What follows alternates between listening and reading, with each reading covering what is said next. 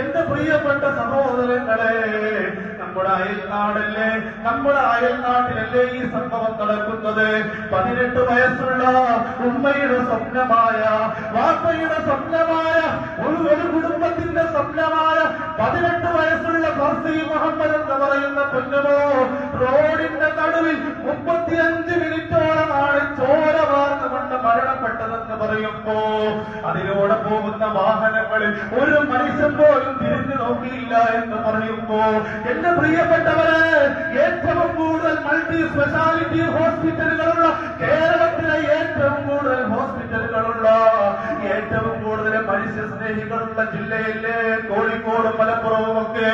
ആ കോഴിക്കോടിന്റെ കൃത്തടത്തിൽ വെച്ചിട്ടല്ലേ 18 വയസ്സുള്ള പൊന്നമോന് മരണപ്പെടുമ്പോ, അതും ചോര വാർന്നിട്ടാണ് മരണപ്പെടുന്നതെന്ന് പറയുമ്പോ, ഒരു മനുഷ്യന്റെ കരങ്ങൾ അങ്ങോട്ട് നീണ്ടുപോയില്ലല്ലോ. ഒരു മനുഷ്യ സ്നേഹി വാഹനം നിർത്തിയിട്ട് ആ പൊന്നമോനെ കോരിയെടുത്തിട്ട് ഹോസ്പിറ്റലിലേക്ക് ആംബുലൻസിൽ കൊണ്ടുപോവുകയാണെങ്കിൽ, ഇന്ന് ആ പൊന്നമോന് നമ്മുടെ മുമ്പിലൂടെ ഓടിക്കളിക്കുമായിരുന്നുവല്ലോ. ഇന്ന് ആ പൊന്നമോൻ ഒരു ഉമ്മയുടെ പ്രതീക്ഷയായി, ഒരു വാപ്പയുടെ പ്രതീക്ഷയായി ഇന്നും നമുക്ക് മുമ്പിൽ ജീവിക്കുമായിരുന്നല്ലോ. എവിടെ പോയി എന്റെ പ്രിയപ്പെട്ടവരെ? വടകരയിലുള്ളവരുണ്ടല്ലോ, അത്തോളിയിലുള്ള